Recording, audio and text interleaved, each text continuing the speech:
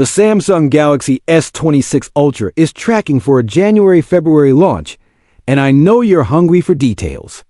Good news, I've got one-to-one replica units of the Galaxy S26 Ultra, the Galaxy S26, and the Galaxy S26 Edge in hand.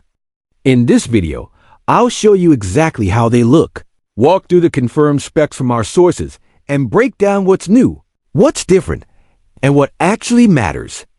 Stick around till the end for chipset clarity and connectivity upgrades. Let's dive in.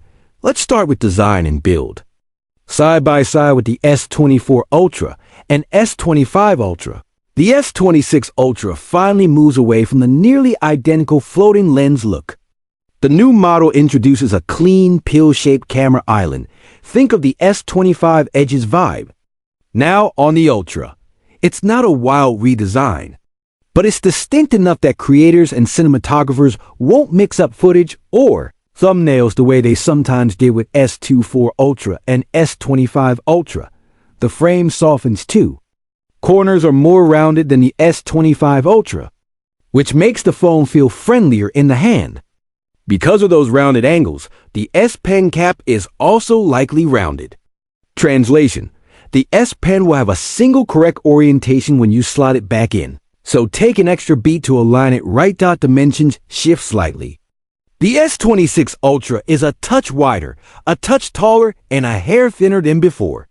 Samsung has also moved the SIM tray hole close to a top mic, and the two holes look very similar, so don't be surprised if people poke the wrong one with the SIM ejector the first time. Overall, the footprint feels more balanced.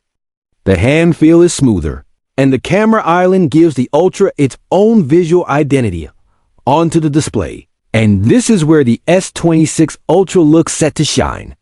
The panel is the N14 generation, the same class that's winning praise in rival flagships this year.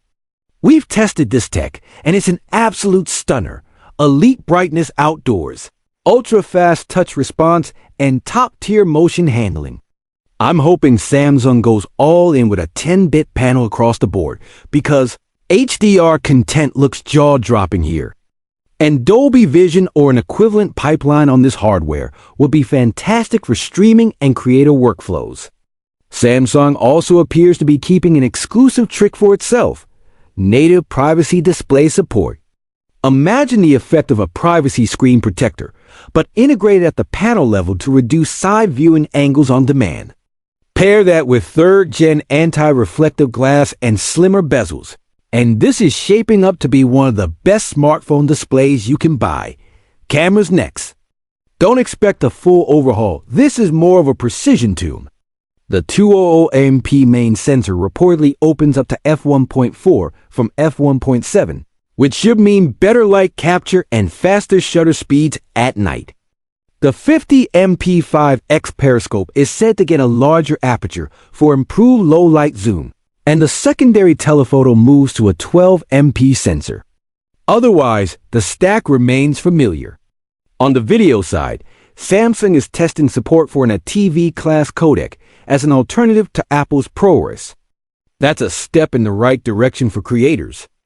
But I'd love to see Samsung push harder here, especially with Vivo and Oppo doing serious work in computational video and natural color science, performance, and hardware. The safest bet is Snapdragon for Galaxy at the top end, but Samsung is actively testing Exynos 2600 on the Ultra as well. Early Geekbench snapshots suggest the Exynos 2600 is no slouch, strong single-core numbers and competitive multi-core at lower clocks.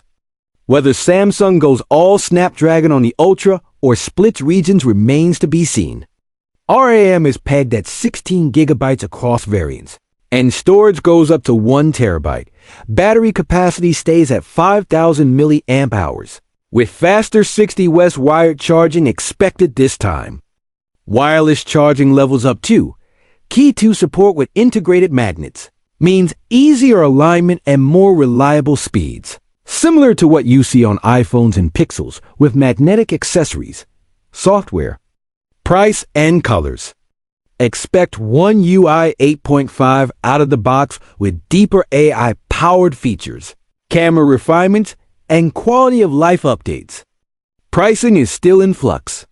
The original plan was to hold last year's price, but with component costs rising, we'll have to wait for final numbers. Colorways haven't leaked in full yet personally. I'm hoping we skip orange this round, but we'll update you as soon as those samples. Surface. Let's talk base Galaxy S26 and the S26. Edge.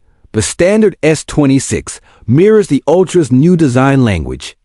The same pill-shaped camera module, softer corners, and the SIM tray positioned close to a mic port.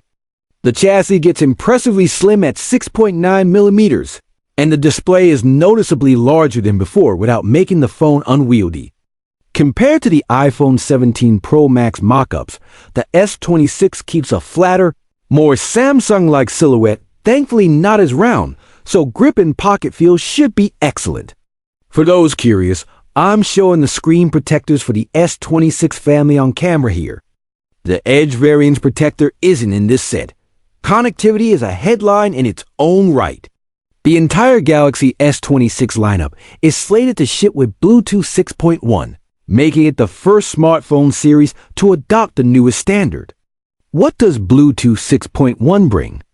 Better privacy protections and stronger power efficiency at the protocol level, which means slightly longer battery life not just on your phone but also on connected devices.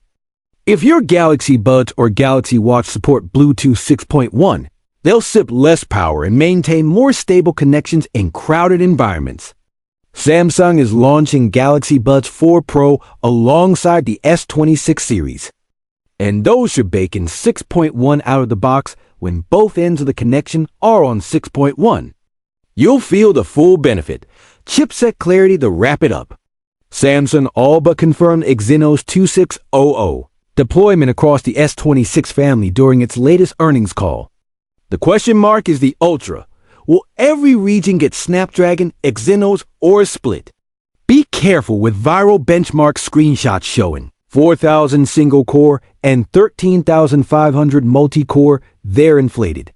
The most believable leak so far sits around 3,500 single-core and 11,600 multi-core at 3.8 GHz on Exynos 2600. For context, Snapdragon 8 Gen 5 clocks up to around 4.76 GHz. So if Exynos is already competitive at lower clocks, final silicon could be even stronger once tuned. Of course, real-world performance depends on more than CPU burst DPU throughput for AI. Thermal management and efficiency targets will decide the day-to-day experience. Fingers crossed Samsung nails the balance this time. That's the latest on the Samsung Galaxy S26 Ultra, S26, and S26 Edge design. Display, cameras, performance, software, and the big connectivity leap. If this breakdown helped, hit like, subscribe for more deep dive tech coverage, and drop your questions in the comments. Thanks for watching, and I'll see you in the next one.